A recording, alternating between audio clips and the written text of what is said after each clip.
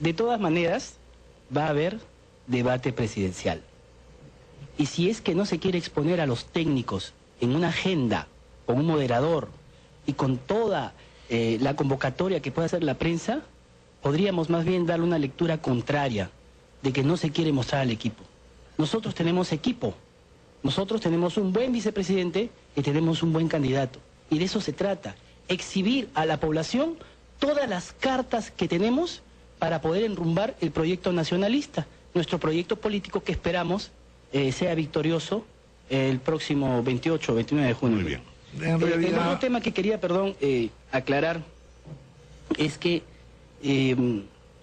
no se trata de estar diciendo que el candidato se va a correr, ni se trata de estar diciendo se amenazó con fusilar, que ahora no se arrodille. Me parece que eso no está a la altura de ningún candidato que quiera llegar a gobernar un país.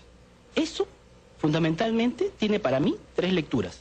La primera, que hay lamentablemente un egocentrismo muy marcado como el de su anterior gobierno, me refiero a Alan García, en donde sus ministros no eran sus ministros sino sus secretarios o sus asistentes. Finalmente también pareciera que no confía en sus técnicos, y menos en su vicepresidente, o no tiene técnicos.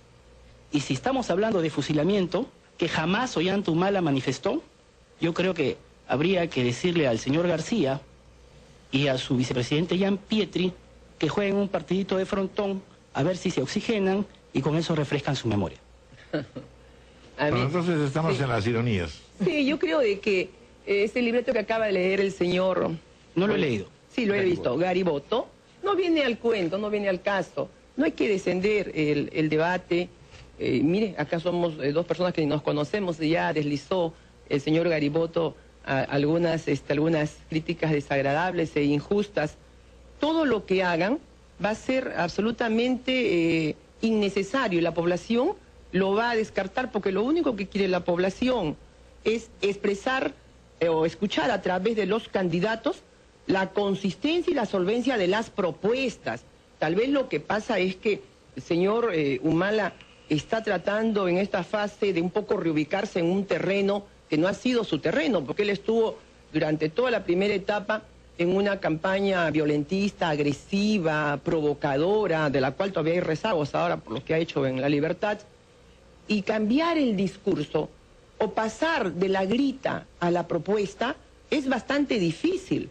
Y yo pongo en tela de juicio que en tan pocas semanas y meses UPP y el humalismo tengan los equipos técnicos que señala el señor. Bueno, pero si eso fuera así, mejor que mejor, porque entonces los debates podrían hacerse descentralizadamente con los equipos de gobierno. Lo hemos venido dando y lo seguiremos dando. Lo que no podemos permitir es que se coja este tema de pretexto para escabullirse, para fugarse de un necesario debate.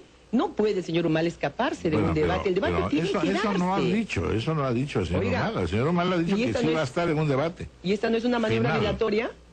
¿Por qué va a ser dilatoria? Claro se puede hacer simultáneamente debates descentralizados y además el debate presidencial en Lima, o varios debates presidenciales descentralizados. Pero pueden no ser excluyentes en la hipótesis que usted señala, Raúl, pero ¿por qué poner como una cuestión previa ese debate de técnicos, de vicepresidentes, yo diría de secretarios generales, de todos los voceros que crean pertinentes? ¿Por qué demorar el debate de fondo? Lo que deseaba señalar es una cosa elemental. Es decir, si están de acuerdo los 2 grupos o partidos en que va a haber debate, nombren un delegado cada uno y discutan todas las posibilidades para la realización de ese debate. Pero yo no tengo la menor duda. Porque hasta ahora lo que estaba habiendo son, en realidad, una guerra mediática donde se está aprovechando para deslizar, como es inevitable que ocurra. Esa es la segunda pregunta que les iba a hacer. Es inevitable que ocurra que estén en una competencia feroz. Están luchando por la presidencia y de aquí hasta la realización de las elecciones o de la segunda vuelta van a estar, por supuesto, midiendo el terreno palmo a palmo, segundo a segundo, palabra a palabra, ironía tras ironía. Pero el otro tema que también preocupa, y ya hemos visto una primera manifestación en el norte, es el tema de una relativa violencia y una relativa provocación que se ha producido con ocasión de un primer inicio de las campañas. Si eso va a seguir así, Y si el señor García va a Juliaca y le pasa lo mismo que a Ollanta Humala en Trujillo o en la Sierra Liberteña, pues estamos mal. La gente eso no lo va a mirar bien. Claro. Y no creo que salga gananciosa ninguna de las agrupaciones. Me gustaría escuchar ahora al señor Eduardo Gariboto para que nos diga cuál era el sentido, qué cosa tenía este viaje a Trujillo que no tuviera evidentemente el sabor a provocación, inevitablemente. En ningún momento ha habido provocación. Hace un momento se ha hablado de que se ha descendido, que el debate lo descendió un candidato. No ha sido Ollanta Humala. Y ustedes lo saben perfectamente por las expresiones que ha dado el candidato, supuestamente, aparentemente va a llegar en el segundo lugar, el candidato Alan García. Ollanta Humala lo que ha hecho simplemente es ir a Trujillo a venerar la tumba de Víctor Raúl Haya de la Torre. No por el hecho de que una persona, un ciudadano peruano, respete la imagen, la historia, la estela que dejó Víctor Raúl Haya de la Torre, significa que no puede expresar ese sentimiento. O sea, lo que ha hecho él no ha sido provocar. Ahora, obviamente que él tiene que ir a todos los lugares del Perú. Y si le tocó ir a Trujillo, aprovechó, ¿no es cierto?, a venerar la tumba de Víctor Raúl Haya de la Torre. No olvidemos que hay mucha gente que considera que una cosa es Víctor Raúl Haya de la Torre y otra cosa es Alan García y otra cosa es el Partido Aprista. Y algunos consideran que si Víctor Raúl Haya de la Torre hubiera podido expectar el gobierno aprista del año 85-90, hubiera regresado muy triste en el lugar donde se encontraba, ¿no? Ollanta Humala simplemente fue a hacer política y es más, lo que quiso es dar un gesto político, que es importante. Nosotros queremos empezar con una actitud conciliadora, pero desgraciadamente algunas bases de otros partidos no nos dejan. Y desgraciadamente luego algún sector de la prensa nos voltea la tortilla. Y eso está muy mal. No me parece ético. O sea, son víctimas en todo sentido. No lo creo, no lo creo. La prensa, tampoco así. el Partido Aprista, tampoco así. Los norteños. Estoy hablando de un sector de la prensa, no estoy hablando de toda la prensa.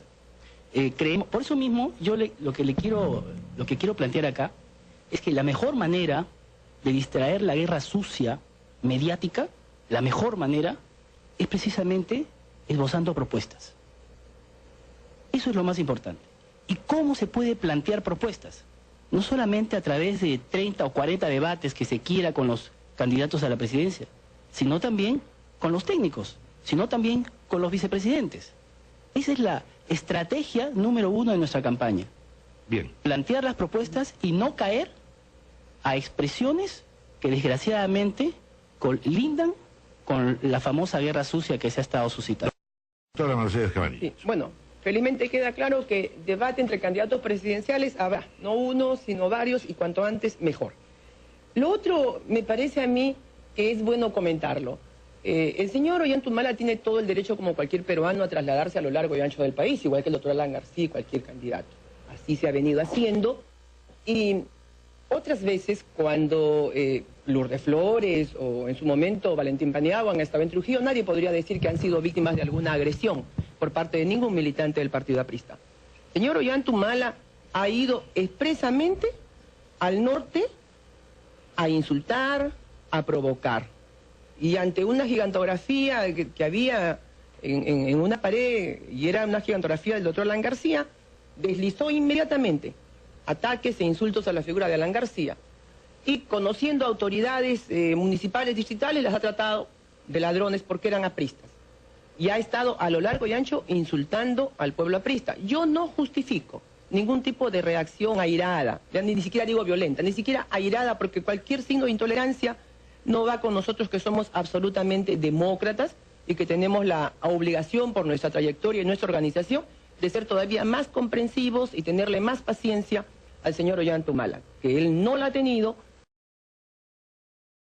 porque quienes han estado aplicando métodos violentos